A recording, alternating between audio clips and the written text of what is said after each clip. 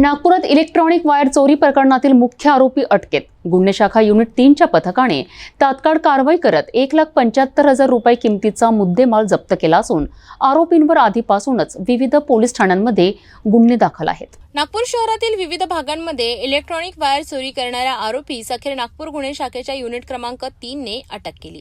फिर्यादी मंगेश प्रभू वाघमारे वय वर्ष 52 यांच्या तक्रारीवरून तपास सुरू करण्यात आला होता।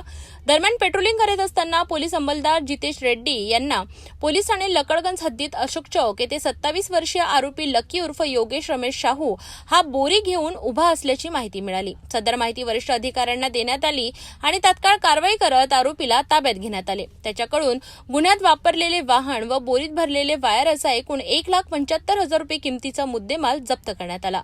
पुढील कारवाईसाठी आरोपीला लकडगंज पोलिसांच्या ताब्यात देण्यात आले। विशेष म्हणजे आरोपी विरुद्ध पोलीस ठाणे धंतोली, सदर आणि सोनेगाव येथे BNS अंतर्गत आधीच गुन्हे दाखल आहेत।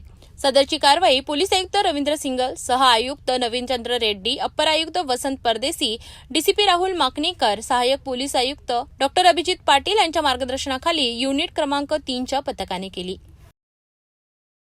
शहरात वारंवार होणाऱ्या वायर चोरीच्या घटनांमध्ये आता मोठा अटकाव झाला आहे। गुन्हे शाखेच्या युनिट 3च्या अचूक माहिती आणि तत्पर कारवाईमुळे एक महत्त्वाचा आरोपी जेरबंद झाला आहे।